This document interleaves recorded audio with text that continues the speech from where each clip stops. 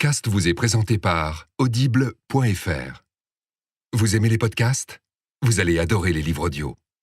Téléchargez-les et écoutez-les sur votre smartphone. Avec l'offre d'essai, le premier livre audio est offert sur audible.fr/slate.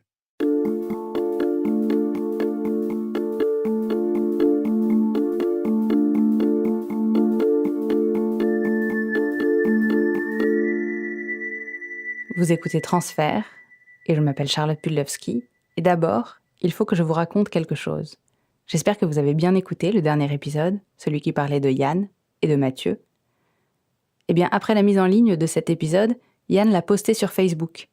Des tonnes de gens ont commenté, et parmi eux, quelqu'un qui était là, le jour où Yann et Mathieu se sont rencontrés en vrai pour la première fois, au goûter, dans leur immeuble. Il raconte qu'il se souvient de tout, des hypothèses de Yann sur ce pervers qui le regardait par la fenêtre et dont il ignorait que c'était Mathieu. Mais surtout, il raconte, cet inconnu de Facebook, ce troisième voisin, que lui-même à l'époque fantasmait sur Mathieu. Et vous savez d'où il le voyait ? Du salon de chez Yann, quand il lui rendait visite, par la fenêtre.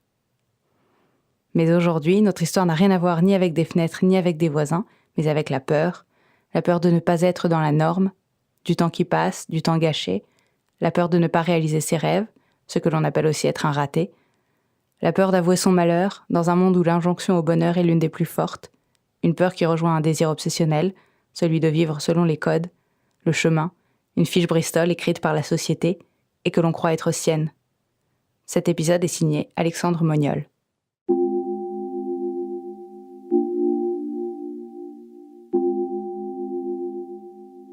En 2009, je vais voir une psy.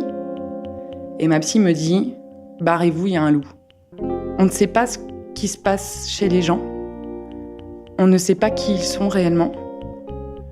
Même si on vit avec les personnes pendant longtemps, même si on ne connaît pas. Et donc si vous ressentez quelque chose qui ne va pas, que vous n'arrivez pas à expliquer, et en tout cas qui vous tue, qui vous ronge de l'intérieur, c'est que vous avez forcément raison.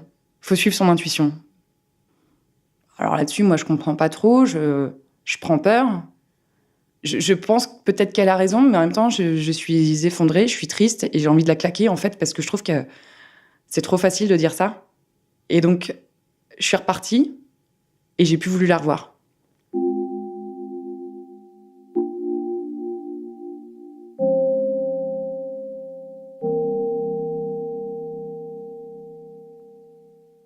Ma vision de la vie à l'époque, c'est tracer ma route, c'est de suivre ma petite fiche Bristol que je m'étais constituée avec ma petite case. Alors, première étape, j'ai mon diplôme. Deuxième étape, je rencontre mon petit mari.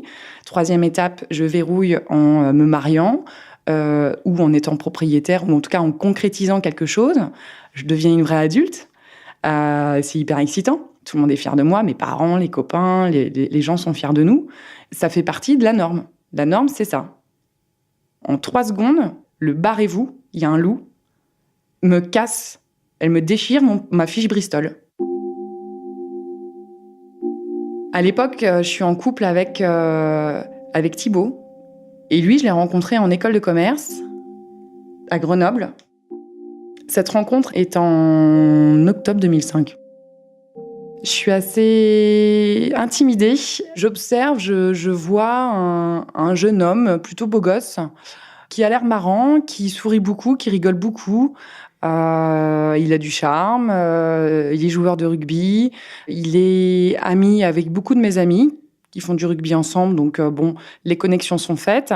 Il a plutôt bonne réputation, il travaille bien, il fait la fête comme moi. On se retrouve une fois suivante à une pendaison de crémaillère et c'est vrai qu'il est beaucoup auprès de moi, il cherche la conversation, on rigole beaucoup. Et puis, il fait des blagues, il me fait rire. Voilà, c'est comme ça que les choses se font, naturellement. Il me séduit. Ouais, je suis une petite jeune qui arrive à l'école, qui intéresse un grand qui quitte l'école. Et ça me met en avant, forcément. Et puis, en plus, c'est pas que c'est le chef de la bande, pas du tout. Mais son univers me convient, me plaît. Mes amis l'aiment bien. Et lui aussi a l'air d'avoir des objectifs de vie qui ont l'air assez similaires. Gagner de l'argent, c'est important. Fonder un foyer, une famille, avoir des enfants. Bon, à Paris, c'est très bien, ça tombe bien moi aussi. Et donc pourquoi pas se lancer, tout simplement.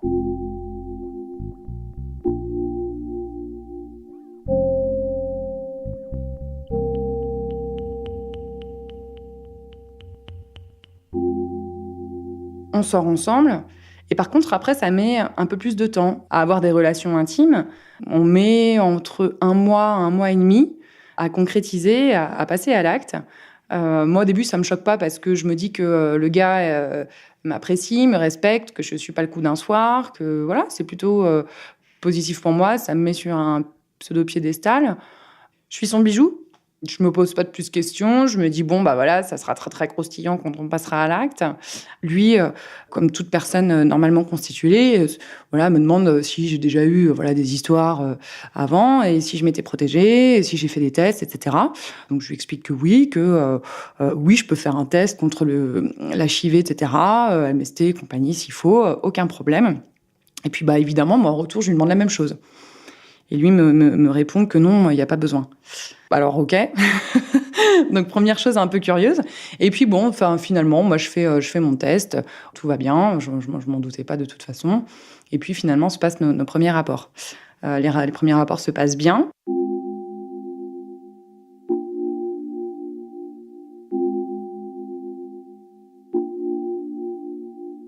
Il est rentré habiter chez ses parents.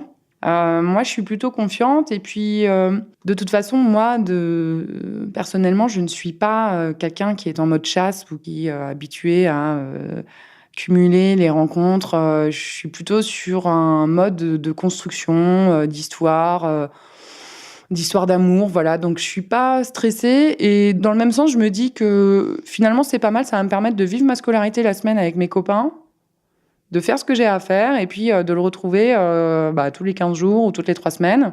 Je change un peu de cap, en fait. Je suis étudiante la semaine, je fais la fête, etc. Et puis toutes les 2-3 semaines, quand on se retrouve, je retrouve un adulte, quelqu'un qui rentre sur le marché du travail, on va au restaurant. Il y a des soirées organisées avec des personnes de son âge. Et moi, j'ai l'impression de vivre un peu deux formats d'école. L'après l'école, un peu avant tous les autres. Et puis le pendant l'école avec mes amis. Et donc... je suis mise en avant, je suis la petite copine de Thibaut qui arrive à Paris le week-end exceptionnellement pour voir les amis, son amoureux. Je pense que je suis contente de ça sur le coup. On doit faire l'amour 2-3 fois par week-end. J'aime ce qu'on est en train de construire, j'aime l'environnement qu'on se crée. Je suis attachée forcément à Thibaut. Je suis extrêmement fière de lui, de ce qu'il représente. Je me dis que c'est le prince charmant, c'est peut-être ça. Ce fonctionnement aussi, de se voir toutes les 2-3 semaines, une fois à Paris, une fois à Grenoble, dure jusqu'à ce que je parte au Canada.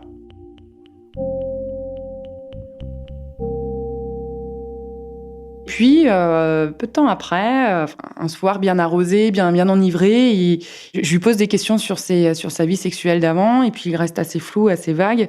Et puis finalement, il arrive à me dire à 4h du matin que j'étais sa première compagne, sa première partenaire. Je l'ai mal pris parce que il y a eu un rapport de confiance qui a été un peu brisé. Ça m'a refroidi, il n'a pas compris.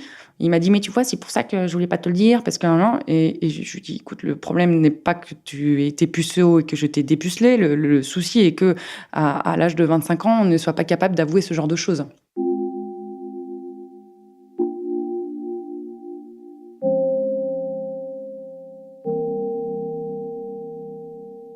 Dans mon parcours d'études, je prends la décision de partir au Canada pendant 6 mois. Je pars en août 2007. Il vient me voir une fois au mois de novembre avec mes parents. Et donc moi, je suis complètement excitée. 2 semaines avant, je range ma chambre 10 000 fois, je la nettoie 10 000 fois. J'organise un petit périple dans le Québec, donc c'est plutôt sympa. Donc quand on se voit, c'est à Montréal, je vais les chercher à l'aéroport. Bon, alors peut-être qu'il extériorise pas trop, mais alors moi, mes parents, je leur saute dans les bras, tout le monde est content, on pleure et tout. Bon, lui, je peux comprendre qu'il soit un peu... Il connaît pas trop mes parents, donc je peux comprendre qu'il soit un peu plus réservé et tout et tout. Et je rapatrie tout le monde à Montréal, on va dîner, et en fait, tout le monde tombe de sommeil parce que le décalage horaire, tout ça. J'espère pouvoir me rapprocher de lui, savoir comment ça va, comment il va, si on peut se câliner, etc. Et ben non. Je suis restée sur la béquille.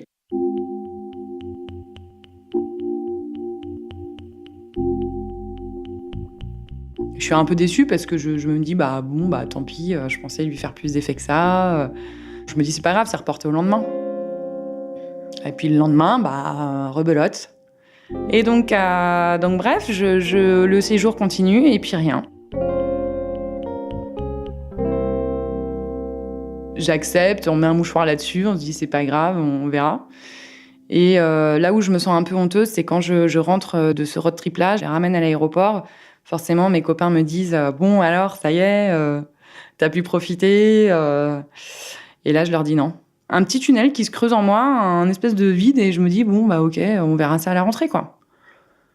Lui essaye de me rassurer en me disant que beaucoup de boulot, mais tu comprendras quand tu seras sur le marché du travail. Alors ça, c'était son grand truc. Mais tu comprends pas. Moi, je suis commerciale, j'ai du gros travail, j'ai des grosses responsabilités. Du coup, je suis fatiguée.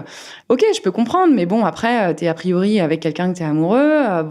Et puis là où il y a un truc qui me titille un petit peu, c'est que j'ai pas de souvenir particulièrement là, mais c'est fort probable pour que ce soit déjà arrivé, c'est qu'il se passe quelque chose physiquement. C'est-à-dire que même s'il ne veut pas de moi, malgré les avances que je lui fais, etc., il se passe quelque chose physiquement. Il y a une réaction physique parce qu'il bande.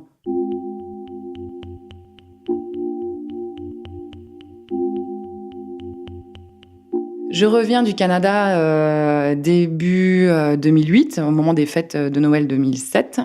On va se retrouver, on va se sauter dans les bras comme deux amoureux transi, là. Et en fait, non. Je me prends une seconde gifle. Et moi, j'essaye de communiquer encore une fois avec lui. Qu'est-ce qui se passe? Pourquoi tu veux pas de moi? C'était pareil en novembre. En gros, ça va faire plusieurs mois, finalement, qu'il s'est rien passé a priori, parce que j'étais partie en août 2007. Et donc là, je commence sérieusement à me poser des questions.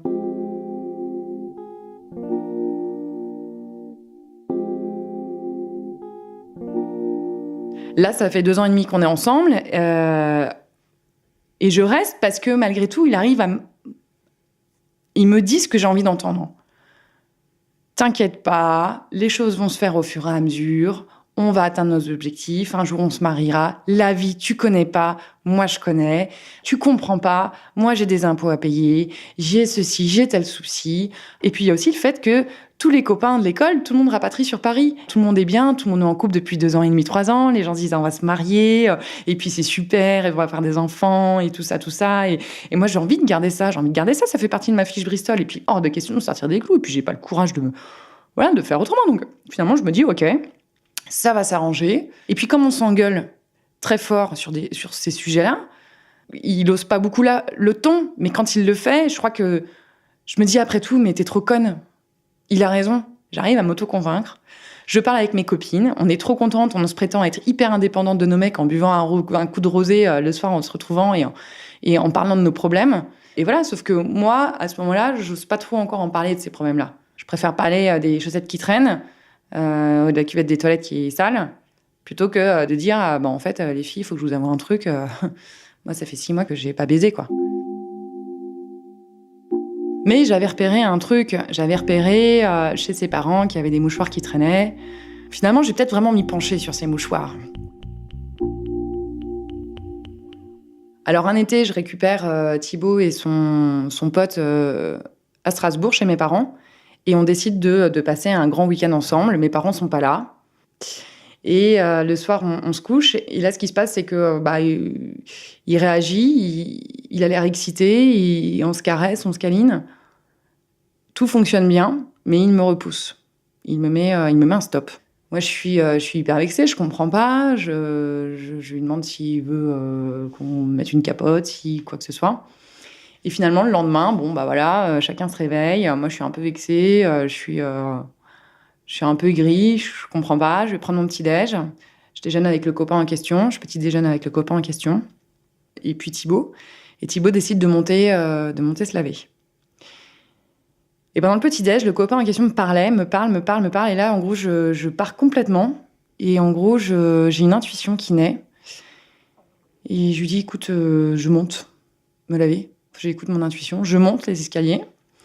J'entends l'eau qui coule dans la salle de bain. Donc Thibaut était donc en train de se laver. Et là, je décide de regarder par le trou de la serrure. Et là, je vois Thibaut en train de se masturber. Je reste interloquée, je tape à la porte. Je lui dis, mais Thibaut, tu fais quoi là ? Oh, ça va, je prends ma douche, c'est bon. Et là, il était en train de tenir son kiki parce qu'il était un peu stressé. Il voyait que j'étais derrière la porte, donc il savait pas que je le voyais. Et je lui dis, ouvre-moi, ouvre-moi, ouvre-moi. Il est agacé parce que je le coupe dans son élan. Et je lui dis, ouvre-moi. Non, c'est pas le moment, je suis dans le bain. De toute façon, je lui dis, non, t'es pas dans le bain, je sais très bien ce que t'es en train de faire. Ouvre-moi la porte. Il ouvre la porte, il met la serviette sur son zizi, qui était encore qui bandait, en fait, tout simplement. Et là, il me dit, mais c'est pas moi. Et je lui dis, mais comment ça, c'est pas toi ? Je lui prends la serviette, il est tout nu, comme un verre, complètement excité. Et je lui dis, mais qu'est-ce que tu fais ? Mais je t'ai vu, qu'est-ce que tu fais ? C'est pas moi. Mais c'est pas toi quoi ? Enfin, c'est donc ça, c'est pour ça, hier soir. Hier, tu me mets un stop, ça fait 3 semaines qu'on s'est pas vus, on n'a peut-être pas fait l'amour depuis 2 mois. Tu me mets un stop et tu fais ça ce matin, mais pourquoi tu m'appelles pas pour qu'on se lave ensemble ? Qu'est-ce qui se passe dans ta tête, quoi ? Et là, je commence à me dire, ah là là, il y a tout ça qui rentre en jeu. Je commence à construire une histoire, à comprendre les liens, à faire des liens. Puis en plus, je suis hyper frustrée, aigrie de la vie, et je deviens clairement une mal baisée, quoi. Donc je suis pas bien, quoi. Je suis pas bien, je suis aigrie, les gens, dès qu'on me parle d'un truc, tout est nul. Dès que quelqu'un me parle de son bonheur ou amoureux, à chaque fois, je suis la première à dire, mais non, c'est bizarre, ça va pas durer ton truc, alors que je suis juste hyper envieuse de ces personnes-ci. Je deviens peut-être madame tout le monde, hein. De toute façon, voilà, c'est la vie, c'est comme ça, je vais continuer dans mon petit travail, dans mon petit train-train, et puis le jour où on aura des enfants, peut-être que finalement ça ira mieux, parce que pour avoir des enfants, faut, je sais pas, l'immaculée conception, j'y crois pas, donc à un moment donné, il faut faire des choses, donc peut-être que ça reviendra à ce moment-là.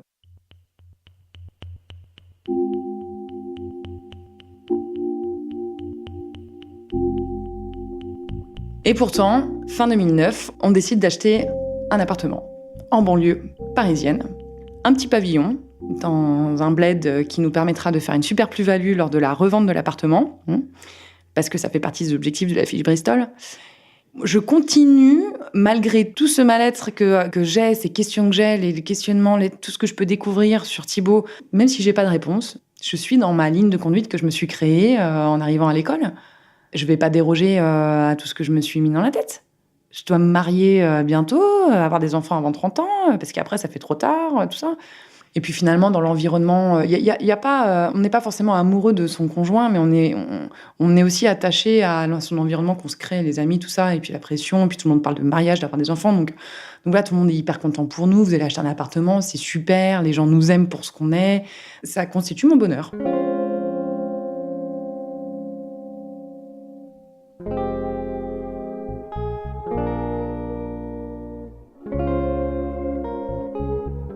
Donc en fait, non, on ne baisse pas plus parce qu'il y a quand même le stress de tout ce qui est banque, notaire, le stress lié à l'achat d'un appartement. Donc moi, je me dis tout simplement que c'est normal du coup d'avoir moins de libido. Et puis un truc aussi, c'est que c'est comme la faim, le sexe. Hein. Quand on n'a pas faim, quand on mange pas pendant longtemps, on n'a plus faim. Donc moi, au fur et à mesure, ma libido, elle diminue aussi. Je deviens malheureuse et là, j'ai une idée. Je me dis, tiens, je vais aller voir ma psy. Je vais lui présenter la problématique. Et là, elle me dit... barrez-vous, il y a un loup.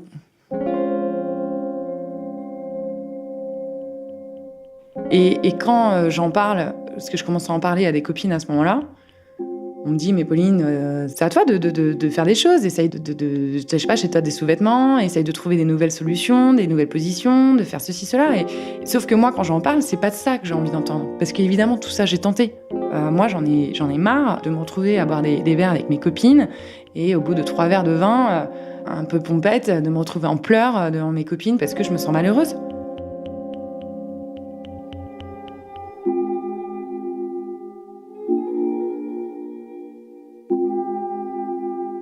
Mais pourtant, je suis en train de constituer ma fiche Bristol, toujours ma liste de conduite. Donc, je me dis qu'on peut pas avoir le beurre, l'argent du beurre et le cul de la crémière. Donc, il y a forcément un moment donné où ça va pas aller, il faut l'accepter. Et du coup, je suis triste, je pleure, je suis aigrie. La nuit, je me réveille, je fume une clope, je fume 2 clopes. Je me dis, oh, après tout, recouche-toi, ça ira. Je suis triste, mais il faut pas que ça se sache.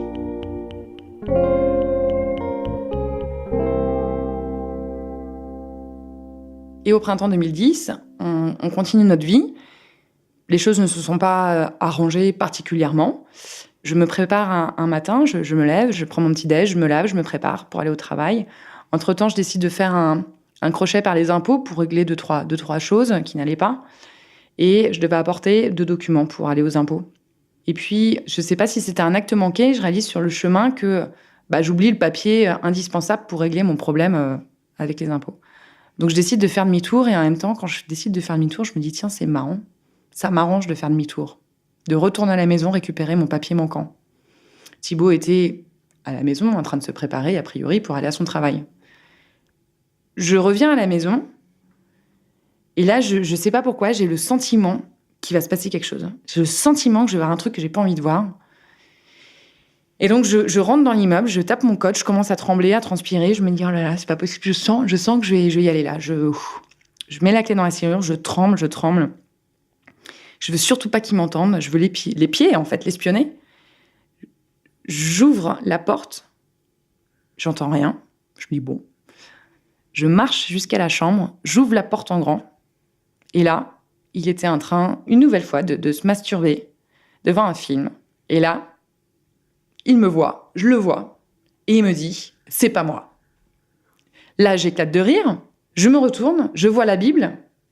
On avait une Bible qui était là. En fait, cette Bible, elle est là parce que ses parents nous l'avaient donnée, prêtée, en prévision d'un mariage. Donc, je prends la Bible et je lui envoie dans la tête. Et il était là avec son sgeg à l'air. C'est pas moi, j'ai rien fait. Et il bandait encore. C'était fou. Et je l'insulte. Je lui explique qu'un jour, de toute façon, je le quitterai. Je pars hyper triste dans tous mes états. Et je me dis, bon, ça fait plusieurs fois que ça arrive. Je fais la tête pendant une semaine. Je lui parle pas pendant une semaine. Et j'arrive à l'excuser. Puisque finalement, une semaine plus tard, il me demande un mariage et que je dis oui.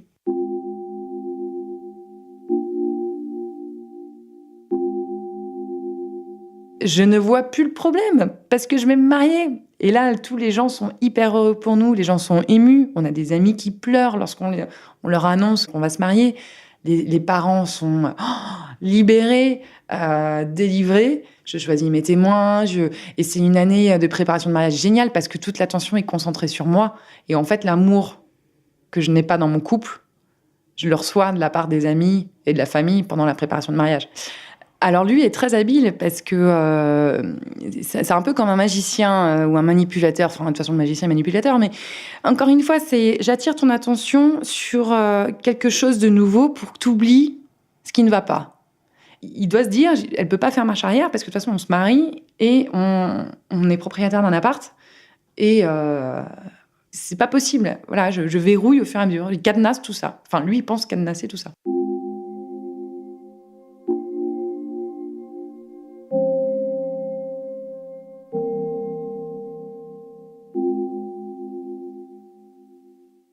En avril 2012, je décide d'aller voir la gynéco.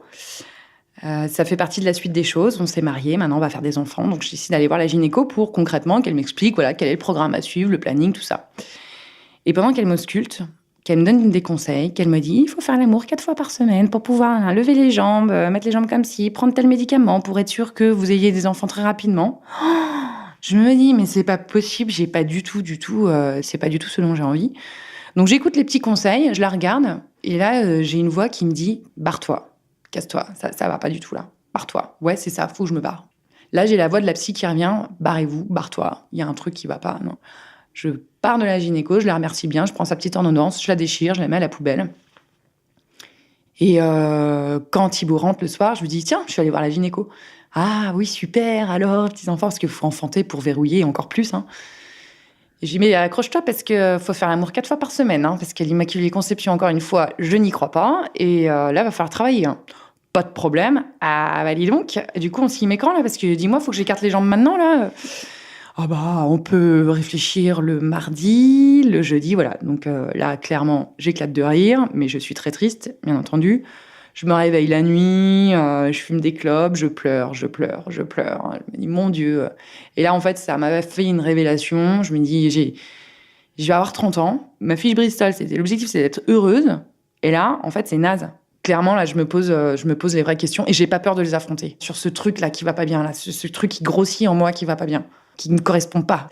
Moi, je suis pétillante, je crois au prince charmant, j'ai envie d'être amoureuse, j'ai envie de faire l'amour, j'ai envie de rire, j'ai envie d'être comme une enfant, une princesse qu'on m'aime, j'ai envie qu'on me touche, j'ai envie qu'on me dise 3 fois par jour je t'aime, j'ai envie qu'on m'emmène quelque part, qu'on me dise je te fais une surprise, on va manger là, et puis on regarde pas ça, puis on trace la vie, j'ai envie de choses, d'aventures. Et à défaut d'avoir ça, j'ai pour mon anniversaire, qui sera fêté 1 semaine plus tard. Pourquoi ? J'en sais rien. J'ai de la viande hachée, avec la poudre qu'on met dans les faritas là, au Del Paso, avec du gruyère râpé. Et surtout, j'ai cette annonce que j'entends. Et en plus, on va fêter ça au Fanta.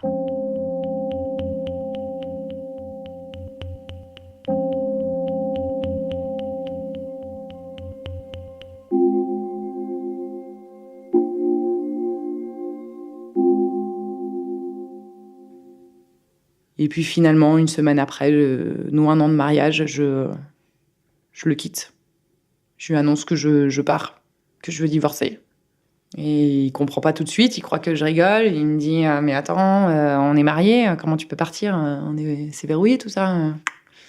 Et puis après 1 demi-heure de conversation, il finit par comprendre que je suis sérieuse. Là-dessus, il appelle ses parents. Il pense peut-être que ça va me faire peur. Moi, je ne bronche pas, je reste stoïque, indifférente. C'est mon choix, c'est ma décision. J'ai tout tenté pour essayer de lui tendre des perches. J'ai essayé de lui parler, j'ai essayé de trouver des stratagèmes pour l'exciter. Je me suis inventé un amant. Un jour, je me suis dit, tiens, je vais lui faire croire que j'ai quelqu'un. Donc, je me réveillais à 1h du mat pour m'envoyer des propres textos en mettant le portable sur vibreur. Je me suis acheté de la super belle lingerie. Il a absolument rien remarqué. Maintenant, je suis sûre, je veux partir, je veux faire ma vie, je veux être libre. J'en ai marre de cette boule-là. Non, et puis c'est l'intuition, c'est comme ça. C'est maintenant, l'année prochaine, j'ai 30 ans, je vais être heureuse pour mes 30 ans. Voilà, maintenant, ma vie, elle est à moi, je la construis, et puis tant pis, j'assume.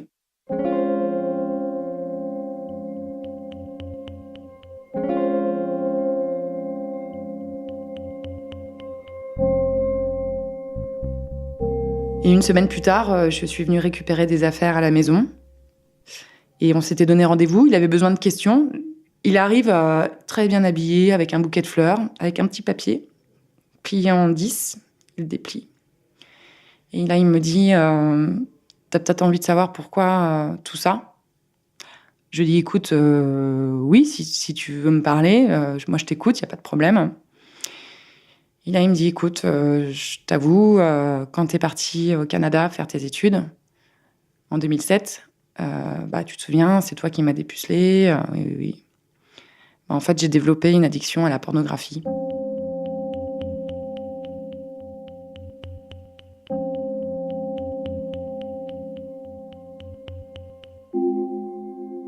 Je suis soulagée parce que je refais toute l'histoire et je me dis, bon, c'est bon, je suis pas folle. Me toucher, en fait, pour lui, c'était toucher comme quelque chose de très sacré et c'était me salir. Parce que pour lui, ce qu'il voyait dans les films porno, il pouvait pas le reproduire auprès de moi parce que c'était sale. Mais en même temps, ça va pas bien du tout parce que je me dis, il savait qu'il y avait un truc qui n'allait pas, il savait que j'avais raison. Il m'a maintenue pendant 5 ans en me regardant droit dans les yeux, que j'étais pas normale, que j'étais folle, que je perdais la boule, que je me faisais dans ma tête, je me construisais des idéaux qui n'étaient pas les bons, que j'inventais plein de choses. Et donc, dans un sens, je suis hyper heureuse. Dans un autre, je me dis, mais comment on peut faire du mal ? J'ai raison, mais au final, faut encaisser le truc, quoi. L'état d'esprit dans lequel je suis est assez troublant.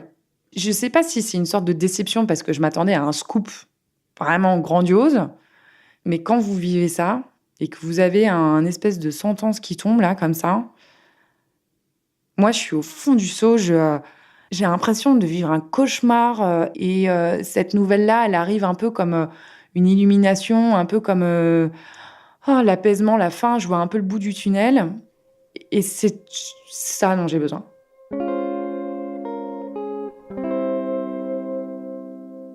Et j'arrive chez ma sœur, je croise mon beau-frère, ma sœur n'était pas encore là. Et il me voit, j'étais pas très bien quand même.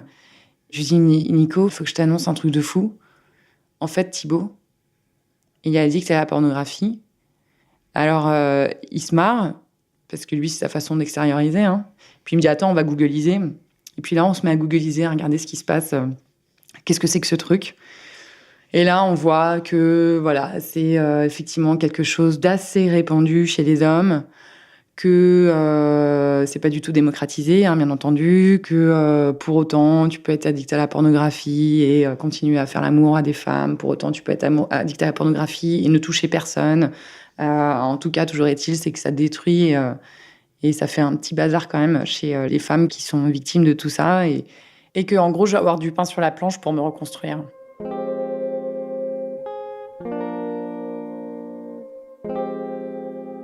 Et je rencontre quelqu'un au travail, Louis, avec qui je m'entends très bien, et qui, lui, a une situation un peu comme la mienne, sans les problèmes de sexe.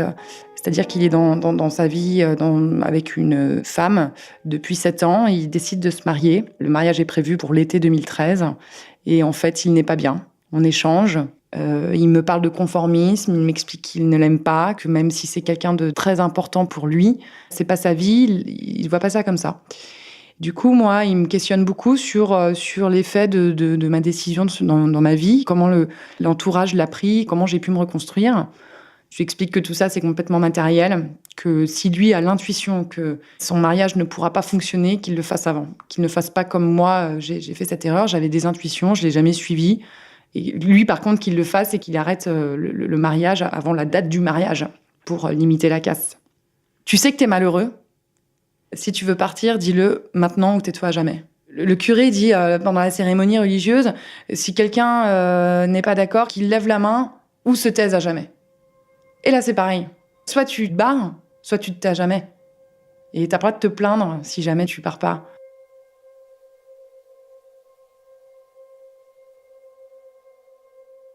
Et un jour, il m'appelle. Il me dit je l'ai quitté. Je cache pas que je suis contente. Je suis fière de lui. Je suis contente de sa décision. Je trouve ça hyper bien, hyper couillu. Je m'y attendais pas. Puis très rapidement, il me propose qu'on se voit et qu'on brunch ensemble. Donc on s'est retrouvés très rapidement. On est sortis ensemble, on a flirté ensemble, on s'est très vite aimés. Et on a décidé de faire un tour du monde, un projet à deux qui nous tenait à cœur, chacun respectivement dans nos vies. Et donc du coup, là, on s'est dit, après tout, on a déjà eu des intuitions dans notre vie. Là, on a la même intuition qu'il faut, si on le fait pas, c'est foutu, on n'aura pas le droit de se plaindre. C'est maintenant qu'il faut le faire, c'est maintenant qu'on veut le faire. Et donc du coup, on décide de partir, de le faire.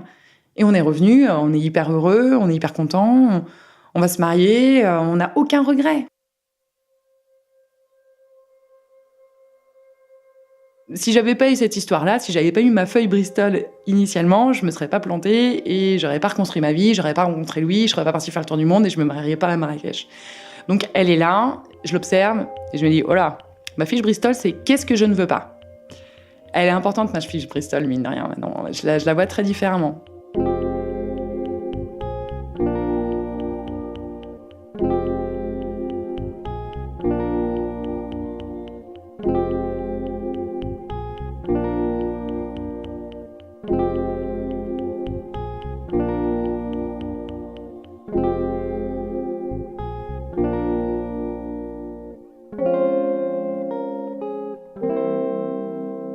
Cet épisode était signé Alexandre Moniol, avec Maxime Daoud pour la musique, Mélissa Bounois pour la direction musicale et Jean-Baptiste Aubonnet pour le mixage.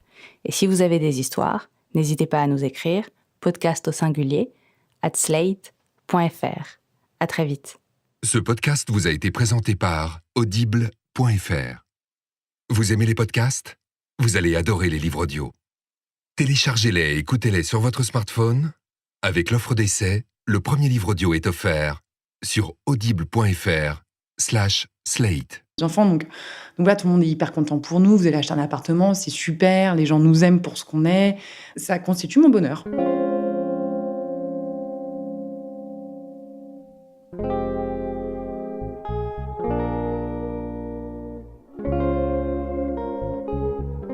Donc en fait, non, on ne baisse pas plus parce qu'il y a quand même le stress de tout ce qui est banque, notaire, le stress lié à l'achat d'un appartement. Donc moi, je me dis tout simplement que c'est normal du coup d'avoir moins de libido.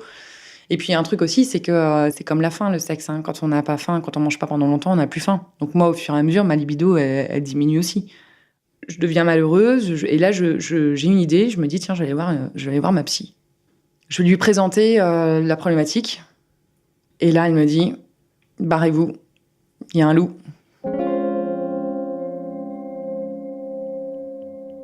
Et quand j'en parle, parce que je commence à en parler à des copines à ce moment-là, on me dit, mais Pauline, c'est à toi de faire des choses. Essaye je sais pas, chez toi, des sous-vêtements, essaye de trouver des nouvelles solutions, des nouvelles positions, de faire ceci, cela. Sauf que moi, quand j'en parle, c'est pas de ça que j'ai envie d'entendre. Parce qu'évidemment, tout ça, j'ai tenté. Moi, j'en ai marre de me retrouver à boire des verres avec mes copines. Et au bout de 3 verres de vin, un peu pompette, de me retrouver en pleurs devant mes copines parce que je me sens malheureuse.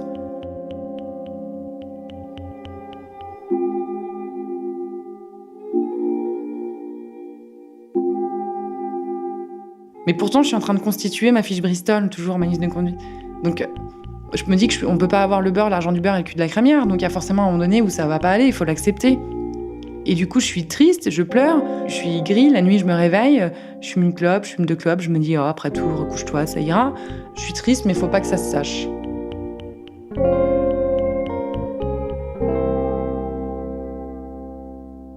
Et au printemps 2010, on continue notre vie. Les choses ne se sont pas arrangées particulièrement. Je me prépare un matin, je me lève, je prends mon petit-déj, je me lave, je me prépare pour aller au travail. Entre-temps, je décide de faire un crochet par les impôts pour régler deux, trois choses qui n'allaient pas. Et je devais apporter 2 documents pour aller aux impôts. Et puis, je ne sais pas si c'était un acte manqué, je réalise sur le chemin que j'oublie le papier indispensable pour régler mon problème avec les impôts. Donc, je décide de faire demi-tour et en même temps, quand je décide de faire demi-tour, je me dis, tiens, c'est marrant. Ça m'arrange de faire demi-tour, de retourner à la maison récupérer mon papier manquant. Thibaut était à la maison en train de se préparer, a priori, pour aller à son travail. Je reviens à la maison et là, je ne sais pas pourquoi, j'ai le sentiment qu'il va se passer quelque chose. J'ai le sentiment que je vais voir un truc que j'ai pas envie de voir. Et donc, je rentre dans l'immeuble, je tape mon code, je commence à trembler, à transpirer. Je me dis, oh là là, c'est pas possible. Je sens que je vais y aller là. Je mets la clé dans la serrure. Je suis un peu déçue parce que je me dis, tant pis, je pensais lui faire plus d'effet que ça. Je me dis, c'est pas grave, c'est reporté au lendemain. Et puis le lendemain, rebelote. Et donc bref, le séjour continue et puis rien. J'accepte, on met un mouchoir là-dessus, on se dit, c'est pas grave, on verra. Et là où je me sens un peu honteuse, c'est quand je rentre de ce road trip-là, je les ramène à l'aéroport. Forcément, mes copains me disent « Bon, alors, ça y est, t'as pu profiter ?» Et là, je leur dis non. Un petit tunnel qui se creuse en moi, un espèce de vide, et je me dis « Bon, ok, on verra ça à la rentrée, quoi. » Lui essaye de me rassurer en me disant que beaucoup de boulot, mais tu comprendras quand tu seras sur le marché du travail. Alors ça, c'était son grand truc. Mais tu comprends pas. Moi, je suis commerciale, j'ai du gros travail, j'ai des grosses responsabilités. Du coup, je suis fatiguée. Ok, je peux comprendre, mais bon, après, t'es a priori avec quelqu'un que t'es amoureux. Et puis là où il y a un truc qui me titille un petit peu, c'est que j'ai pas de souvenir particulièrement là, mais c'est fort probable pour que ce soit déjà arrivé, c'est qu'il se passe quelque chose physiquement. C'est-à-dire que même s'il ne veut pas de moi, malgré les avances que je lui fais, etc., il se passe quelque chose physiquement. Il y a une réaction physique parce qu'il bande.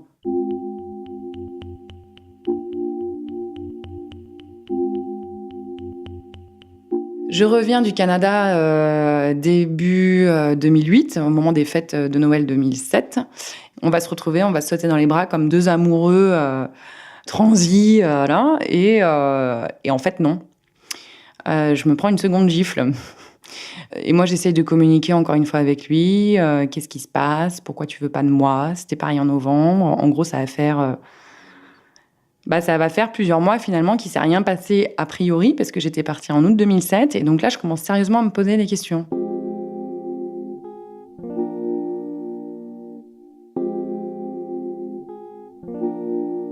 Là, ça fait 2 ans et demi qu'on est ensemble. Et je reste parce que, malgré tout, il me dit ce que j'ai envie d'entendre. T'inquiète pas, les choses vont se faire au fur et à mesure. On va atteindre nos objectifs. Un jour, on se mariera. La vie, tu connais pas. Moi, je connais. Tu comprends pas. Moi, j'ai des impôts à payer. J'ai ceci, j'ai tel souci. Et puis, il y a aussi le fait que tous les copains de l'école, tout le monde rapatrie sur Paris. Tout le monde est bien, tout le monde est en couple depuis 2 ans et demi, 3 ans. Les gens se disent, on va se marier, et puis c'est super, et on va faire des enfants, et tout ça, tout ça. Et moi, j'ai envie de garder ça, ça fait partie de ma fiche Bristol. Et puis, hors de question de sortir des clous. Et puis, j'ai pas le courage de faire autrement. Donc, finalement, je me dis, ok, ça va s'arranger. Et puis, comme on s'engueule très fort sur ces sujets-là, il ose pas beaucoup construire une histoire à comprendre les liens, à faire des liens. Puis en plus, je suis hyper frustrée et aigrie de la vie. Et, je deviens clairement une mal baisée, quoi. Donc, je suis pas bien, quoi. Je suis pas bien. Je suis aigrie. Les gens, dès qu'on me parle d'un truc, tout est nul. Dès que quelqu'un me parle de son bonheur ou amoureux, à chaque fois, je suis la première à dire, mais non, c'est bizarre, ça va pas durer ton truc, alors que je suis juste hyper envieuse de ces personnes-ci. Je deviens peut-être madame tout le monde, hein. De toute façon, voilà, c'est la vie, c'est comme ça, je vais continuer dans mon petit travail, dans mon petit train-train. Et puis, le jour où on aura des enfants, peut-être que finalement, ça ira mieux, parce que pour avoir des enfants, faut... Enfin, je sais pas, l'immaculée conception, j'y crois pas, donc à un moment donné, il faut faire des choses. Donc peut-être que ça reviendra à ce moment-là.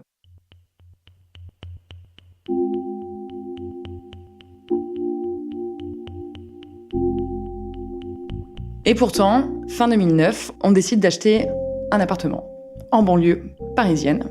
Un petit pavillon dans un bled qui nous permettra de faire une super plus-value lors de la revente de l'appartement, parce que ça fait partie des objectifs de la fiche Bristol.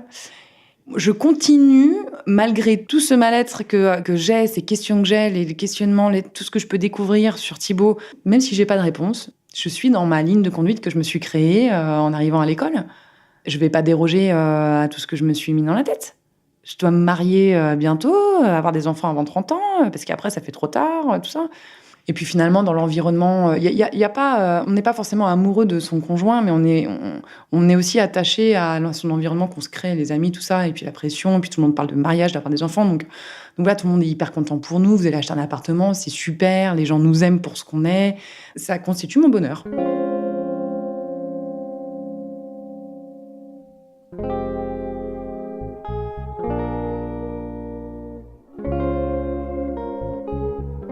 Donc en fait, non, on ne baisse pas plus parce que y a quand même le stress de tout ce qui est banque, notaire, le stress lié à l'achat d'un appartement. Donc moi, je me dis tout simplement que c'est normal du coup d'avoir moins de libido. Et puis un truc aussi, c'est que c'est comme la faim, le sexe. Hein. Quand on n'a pas faim, quand on mange pas pendant longtemps, on n'a plus faim. Donc moi, au fur et à mesure, ma libido, elle diminue aussi. Je deviens malheureuse et là, j'ai une idée. Je me dis, tiens, je vais aller voir ma psy. Je vais lui présenter la problématique. Et là, elle me dit... Barrez-vous, il y a un loup.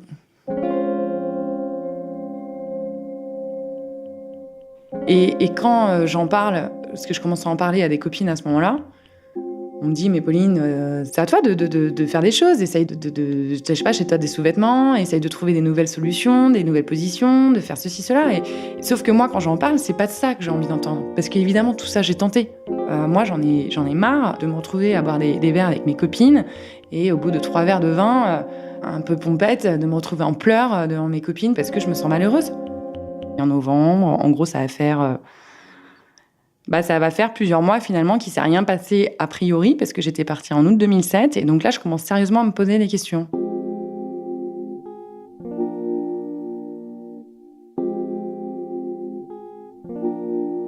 Là, ça fait 2 ans et demi qu'on est ensemble et je reste parce que malgré tout, il me dit ce que j'ai envie d'entendre. T'inquiète pas, les choses vont se faire au fur et à mesure, on va atteindre nos objectifs, un jour on se mariera, la vie tu connais pas, moi je connais, tu comprends pas, moi j'ai des impôts à payer, j'ai ceci, j'ai tel souci. Et puis il y a aussi le fait que tous les copains de l'école, tout le monde rapatrie sur Paris. Tout le monde est bien, tout le monde est en couple depuis 2 ans et demi, 3 ans. Les gens se disent on va se marier, et puis c'est super, et on va faire des enfants, et tout ça, tout ça. Et moi j'ai envie de garder ça, ça fait partie de ma fiche Bristol. Et puis hors de question de sortir des clous, et puis j'ai pas le courage de faire autrement. Donc finalement je me dis ok, ça va s'arranger. Et puis comme on s'engueule très fort sur ces sujets-là, il ose pas beaucoup le ton, mais quand il le fait, je crois que je me dis après tout, mais t'es trop conne. Il a raison, j'arrive à m'auto-convaincre. Je parle avec mes copines, on est trop contentes, on se prétend être hyper indépendantes de nos mecs en buvant un coup de rosé le soir en se retrouvant et en parlant de nos problèmes. Et voilà, sauf que moi, à ce moment-là, j'ose pas trop encore en parler de ces problèmes-là. Je préfère parler des chaussettes qui traînent, de la cuvette des toilettes qui est sale, plutôt que de dire en fait, les filles, il faut que je vous avoue un truc, Moi, ça fait 6 mois que j'ai pas baisé, quoi. Mais j'avais repéré un truc. J'avais repéré chez ses parents qu'il y avait des mouchoirs qui traînaient. Finalement, j'ai peut-être vraiment m'y pencher sur ces mouchoirs.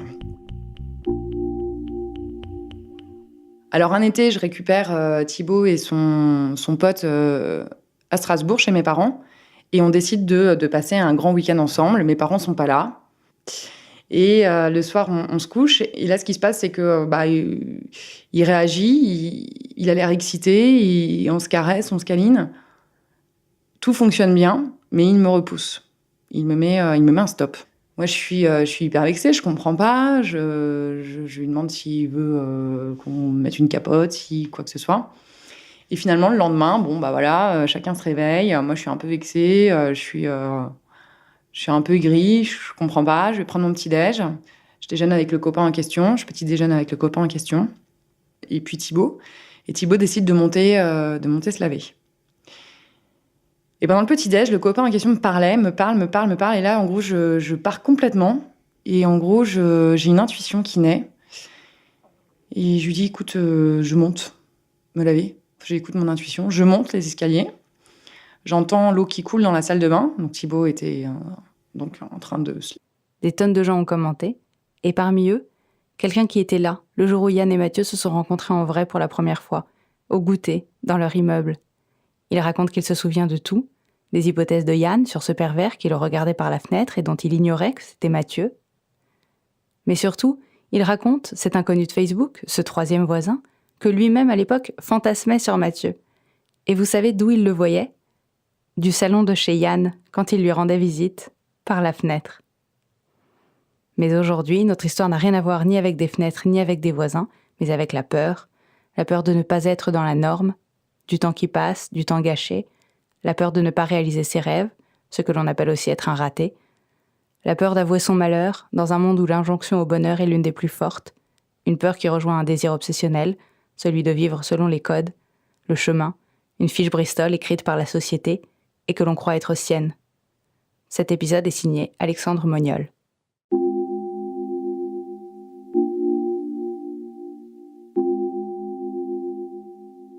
En 2009, je vais voir une psy et ma psy me dit « Barrez-vous, il y a un loup ». On ne sait pas ce qui se passe chez les gens. On ne sait pas qui ils sont réellement. Même si on vit avec les personnes pendant longtemps, même si on ne connaît pas. Et donc si vous ressentez quelque chose qui ne va pas, que vous n'arrivez pas à expliquer, et en tout cas qui vous tue, qui vous ronge de l'intérieur, c'est que vous avez forcément raison. Il faut suivre son intuition. Alors là-dessus, moi, je comprends pas trop, je prends peur.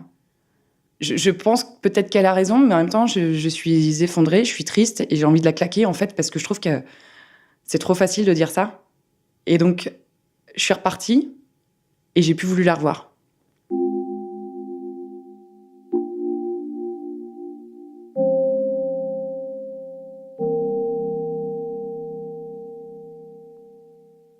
Ma vision de la vie à l'époque, c'est tracer ma route, c'est de suivre ma petite fiche Bristol que je m'étais constituée avec ma petite case. Alors, première étape, j'ai mon diplôme. Deuxième étape, je rencontre mon petit mari. Troisième étape, je verrouille en me mariant ou en étant propriétaire, ou en tout cas en concrétisant quelque chose. Je deviens une vraie adulte. C'est hyper excitant. Tout le monde est fier de moi, mes parents, les copains, les gens sont fiers de nous. Ça fait partie de la norme. La norme, c'est ça. En 3 secondes, le barrez-vous, il y a un loup, me casse, elle me déchire ma fiche Bristol. À l'époque, je suis en couple avec Thibaut. Et lui, je l'ai rencontré en école de commerce, à Grenoble. Cette rencontre est en octobre 2005. T'as peut-être envie de savoir pourquoi tout ça. Je lui dis, écoute, oui, si tu veux me parler, moi je t'écoute, il n'y a pas de problème. Et là, il me dit, écoute, je t'avoue, quand t'es parti au Canada faire tes études, en 2007, tu te souviens, c'est toi qui m'as dépucelé. Oui. En fait, j'ai développé une addiction à la pornographie.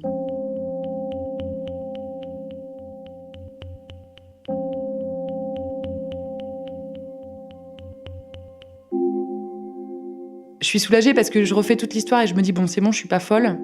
Me toucher, en fait, pour lui, c'était toucher comme quelque chose de très sacré et c'était me salir. Parce que pour lui, ce qu'il voyait dans les films porno, il pouvait pas le reproduire auprès de moi parce que c'était sale.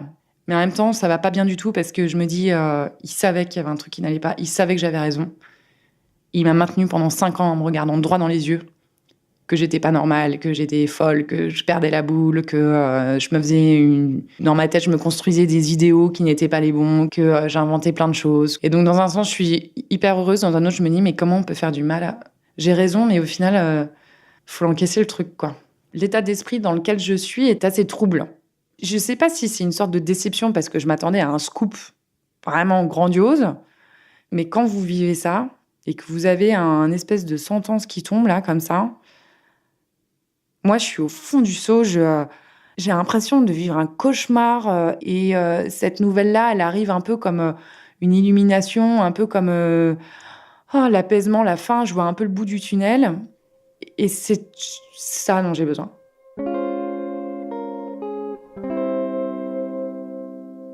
Et j'arrive chez ma sœur, je croise mon beau-frère. Ma sœur n'était pas encore là. Et il me voit, j'étais pas très bien quand même. Je lui dis, Nico, faut que je t'annonce un truc de fou. En fait, Thibaut, il a dit que c'était la pornographie. Alors, il se marre, parce que lui, c'est sa façon d'extérioriser. Puis il me dit, attends, on va googliser. Et puis là, on se met à googliser, à regarder ce qui se passe. Qu'est-ce que c'est que ce truc ? Et là, on voit que voilà, c'est effectivement quelque chose d'assez répandu chez les hommes, que c'est pas du tout démocratisé, bien entendu, que pour autant, tu peux être addict à la pornographie et continuer à faire l'amour à des femmes. Pour autant, tu peux être addict à la pornographie et ne toucher personne. En tout cas, toujours est-il, c'est que ça détruit et ça fait un petit bazar quand même chez les femmes qui sont victimes de tout ça. Et que, en gros, je vais avoir du pain sur la planche pour me reconstruire.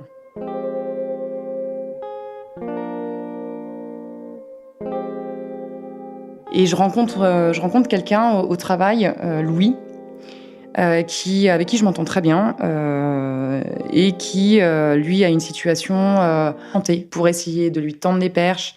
J'ai essayé de lui parler, j'ai essayé de trouver des stratagèmes pour l'exciter. Je me suis inventé un amant, un jour, je me suis dit, tiens, je vais lui faire croire que j'ai quelqu'un.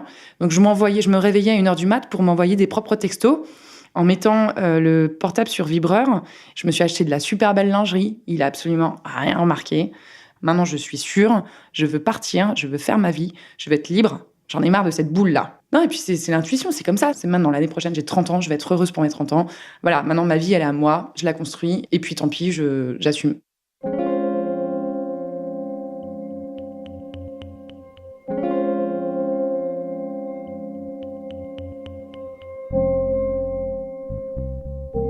Et 1 semaine plus tard, je suis venue récupérer des affaires à la maison. Et on s'était donné rendez-vous, il avait besoin de questions. Il arrive très bien habillé, avec un bouquet de fleurs, avec un petit papier, plié en 10, il déplie. Et là, il me dit, t'as peut-être envie de savoir pourquoi tout ça ? Je lui dis, écoute, oui, si tu veux me parler, moi je t'écoute, il n'y a pas de problème. Et là, il me dit, écoute, je t'avoue, quand t'es parti au Canada faire tes études, en 2007, tu te souviens, c'est toi qui m'as dépucelé. Oui. En fait, j'ai développé une addiction à la pornographie.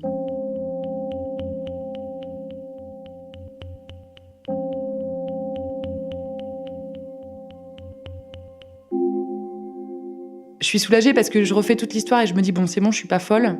Me toucher, en fait, pour lui, c'était toucher comme quelque chose de très sacré et c'était me salir. Parce que pour lui, ce qu'il voyait dans les films porno, il pouvait pas le reproduire auprès de moi parce que c'était sale. Mais en même temps, ça va pas bien du tout parce que je me dis, il savait qu'il y avait un truc qui n'allait pas, il savait que j'avais raison. Il m'a maintenue pendant 5 ans en me regardant droit dans les yeux, que j'étais pas normale, que j'étais folle, que je perdais la boule, que je me faisais dans ma tête, je me construisais des idéaux qui n'étaient pas les bons, que j'inventais plein de choses. Et donc, dans un sens, je suis hyper heureuse. Dans un autre, je me dis, mais comment on peut faire du mal J'ai raison, mais au final, faut l'encaisser le truc, quoi. L'état d'esprit dans lequel je suis est assez troublant. Je sais pas si c'est une sorte de déception parce que je m'attendais à un scoop vraiment grandiose, mais quand vous vivez ça et que vous avez un espèce de sentence qui tombe là, comme ça, moi, je suis au fond du seau.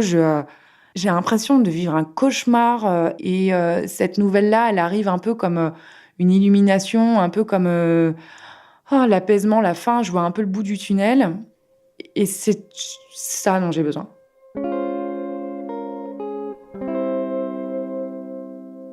Et j'arrive chez ma sœur, je croise mon beau-frère, ma sœur n'était pas encore là.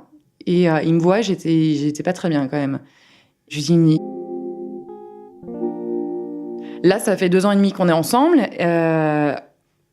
Et je reste parce que malgré tout, il me dit ce que j'ai envie d'entendre. T'inquiète pas, les choses vont se faire au fur et à mesure. On va atteindre nos objectifs. Un jour, on se mariera. La vie, tu connais pas. Moi, je connais. Tu comprends pas. Moi, j'ai des impôts à payer. J'ai ceci, j'ai tel souci. Et puis, il y a aussi le fait que tous les copains de l'école, tout le monde rapatrie sur Paris. Tout le monde est bien. Tout le monde est en couple depuis 2 ans et demi, 3 ans. Les gens se disent, on va se marier. Et puis, c'est super. Et on va faire des enfants et tout ça, tout ça. Et moi, j'ai envie de garder ça. J'ai envie de garder ça. Ça fait partie de ma fiche Bristol. Et puis, hors de question de sortir des clous. Et puis, j'ai pas le courage de faire autrement. Donc, finalement, je me dis, OK, ça va s'arranger. Et puis, comme on s'engueule très fort sur ces sujets-là, il ose pas beaucoup le ton, mais quand il le fait, je crois que je me dis après tout, mais t'es trop conne. Il a raison. J'arrive à m'auto-convaincre. Je parle avec mes copines. On est trop contentes. On se prétend être hyper indépendantes de nos mecs en buvant un coup de rosé le soir en se retrouvant et en parlant de nos problèmes.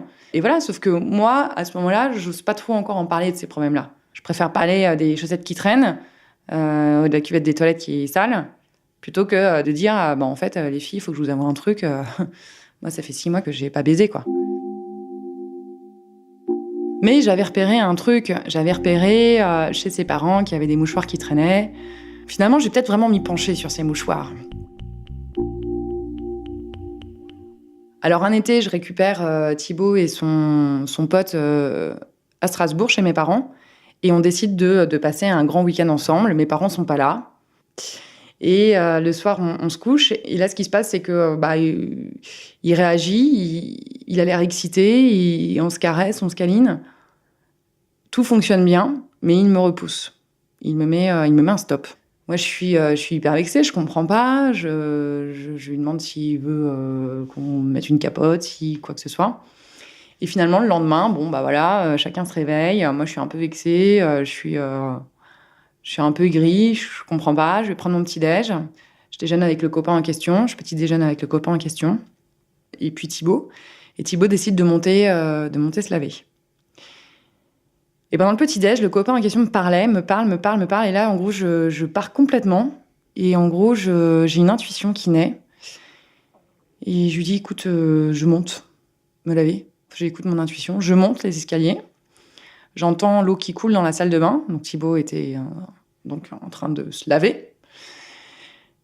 Et là, je décide de regarder par le trou de la serrure.